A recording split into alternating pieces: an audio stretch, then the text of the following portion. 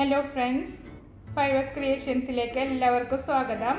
ഇന്ന് ഞാൻ കുട്ടികൾക്കും വലിയവർക്കൊക്കെ ഒരുപാട് ഇഷ്ടപ്പെടുന്നൊരു ചിക്കൻ്റെ റെസിപ്പി ആയിട്ടാണ് വന്നിരിക്കുന്നത്.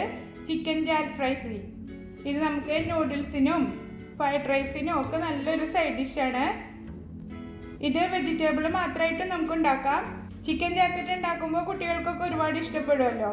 അതുകൊണ്ട് ഞാനിത് ചിക്കൻ കൂടി ചേർത്തിട്ടാണ് ഉണ്ടാക്കിയിരിക്കുന്നത്. എല്ലാവരും ട്രൈ ചെയ്ത് നോക്കുക, എന്നിട്ട് ഫീഡ്ബാക്ക് അറിയിക്കുക. അപ്പോൾ ഇതെങ്ങനെ തയ്യാറാക്കുന്നതെന്ന് നോക്കിയിട്ട് വരാം. ആദ്യം ഒരു പാൻ അടുപ്പത്ത് വെച്ചിട്ട് നന്നായി ചൂടാക്കി എടുക്കുക. അതിലേക്കൊരു 5 ടേബിൾ സ്പൂണ് ഓയിൽ ഒഴിച്ചു കൊടുക്കുക. ചൂടായി വന്നിട്ടുണ്ട്. അതിലേക്ക് 2 മീഡിയം സൈസിലുള്ള സവാള പൊടിയായി കട്ട് ചെയ്തത് ഇട്ട് കൊടുക്കുക. ഇത് ഓംലേറ്റിനൊക്കെ കട്ട് ചെയ്യുന്നത് പോലെ കട്ട് ചെയ്തെടുത്താൽ മതി. ഒരു 1/4 ടീസ്പൂണ് ജീരകവും ഇട്ടിട്ട് നന്നായി വഴറ്റിയെടുക്കുക.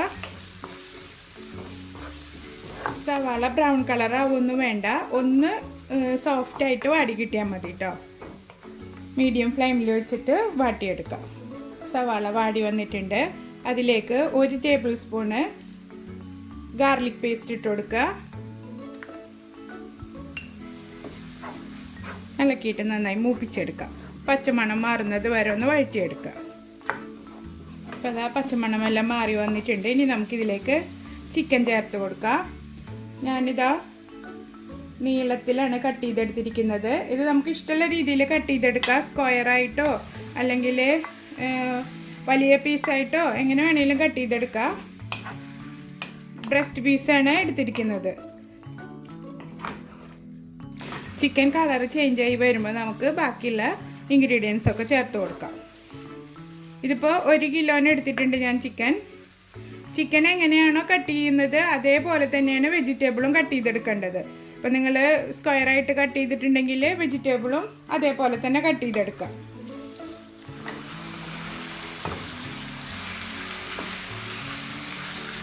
ഹൈ ടു മീഡിയം ഫ്ലെയിമിൽ വെച്ചിട്ട് കുക്ക് ചെയ്തെടുക്കുക. ഇടയ്ക്കിടയ്ക്ക് ഇളക്കി കൊടുക്കുക. ഇതപ്പോൾ കളറ് ചേഞ്ചായി വന്നു തുടങ്ങിയിട്ടുണ്ട്. എല്ലാ പീസസും നല്ല വൈറ്റ് കളറായിട്ട് വരുമ്പോൾ നമുക്ക് ബാക്കി മസാലകൾ ചേർത്ത് കൊടുക്കാം.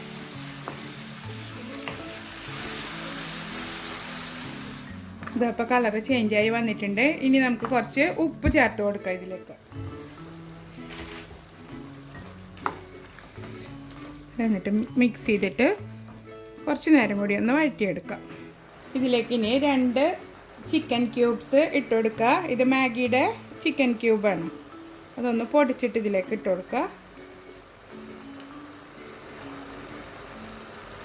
ഇനി ഇതിലേക്ക് 1 ടേബിൾ സ്പൂണ് മുളക് പൊടി ഇട്ട് കൊടുക്കുക.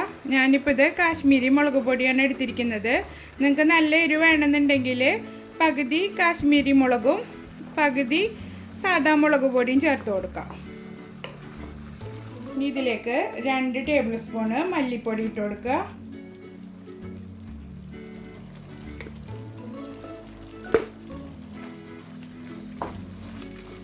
1 ടീസ്പൂണ് ഗരം മസാല പൊടി എല്ലാം ചേർത്തിട്ട് നന്നായി മിക്സ് ചെയ്തെടുക്കാം. ഇതപ്പം മസാലയൊക്കെ നന്നായി മൂത്ത് വന്നിട്ടുണ്ട്. ഇനി ഇതിലേക്ക് ഒരു 2 പച്ചമുളക് ഇട്ട് കൊടുക്കുക.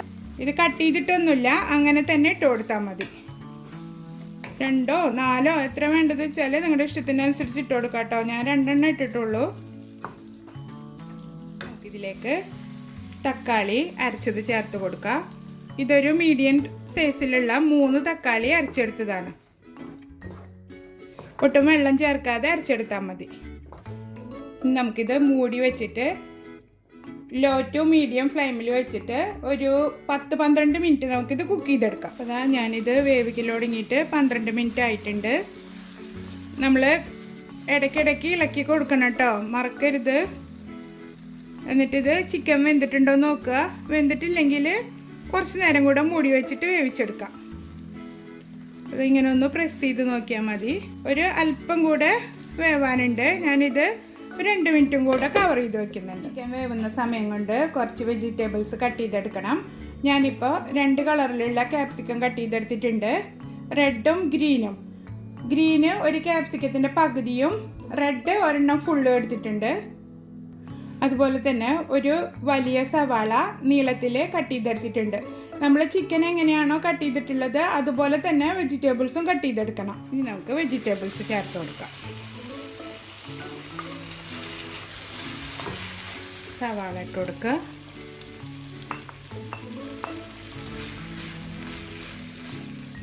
കാണാൻ തന്നെ നല്ല ഭംഗിയാണ് ഇപ്പോൾ, ഗ്രീനും റെഡും. അപ്പം നിങ്ങളുടെ കയ്യിൽ റെഡ് ക്യാപ്സിക്കം ഇല്ലാന്നുണ്ടെങ്കിൽ കുഴപ്പമൊന്നുമില്ല, ഗ്രീൻ മാത്രമായിട്ടും ചേർത്ത് കൊടുത്താൽ മതി. ഇതിപ്പോൾ ഇങ്ങനെ രണ്ട് കളറിൽ കാണുമ്പോൾ ഒരു ഭംഗിയല്ല, അല്ലാണ്ട് ടേസ്റ്റിൽ വ്യത്യാസമൊന്നും വരില്ല. നമ്മളെ കയ്യിലുള്ളത് വെച്ചിട്ട് ചെയ്യാം. ഇത് കവർ ചെയ്തിട്ട് ഒരു 2 മിനിറ്റ് വേവിച്ചെടുക്കാം. വെജിറ്റബിൾ വേവുന്ന സമയം കൊണ്ട് നമുക്കൊരു പീസ് ചാർക്കോള് കത്തിച്ചെടുക്കണം. ഇതിന് ഒരു സ്മോക്കിംഗ് സ്മെല്ല് കിട്ടാൻ വേണ്ടിയിട്ടാണ് ഇങ്ങനെ ചെയ്യണത്. അപ്പോൾ അതാ റെഡി ആയിട്ടുണ്ട് നമ്മുടെ ചിക്കൻ ജാൽഫ്രൈസി. ഇനി തീ നിർത്തി കൊടുക്കുക. എന്നിട്ട് ഒരു പീസ് ഫോയിൽ പേപ്പർ സെൻറ്ററിൽ വെച്ച് കൊടുക്കുക. ഇതിന് മുകളിൽ ചാർക്കോള് ഇട്ട് കൊടുക്കുക. കുറച്ച് ഓയിൽ ഒഴിച്ചു കൊടുക്കുക അതിന് മുകളിലൂടെ. എന്നിട്ട് കവർ ചെയ്ത് കൊടുക്കുക. ഞാനൊരു 1 മിനിറ്റ് വെച്ച് കൊടുക്കുന്നുള്ളൂ. ഒരുപാട് ഇങ്ങനെ സ്മോക്കിംഗ് സ്മെല്ല് ഇഷ്ടമുള്ളവർക്ക് 2-3 മിനിറ്റ് വരെ വെച്ച് കൊടുക്കാം. ഇതായപ്പോൾ 1 മിനിറ്റ് ആയിട്ടുണ്ട്. ഇനി നമുക്കിത് എടുത്ത് മാറ്റിയിട്ട് സർവിങ് ഡിഷിലേക്ക് മാറ്റാം. അപ്പോൾ എല്ലാവരും ട്രൈ ചെയ്ത് നോക്കുക.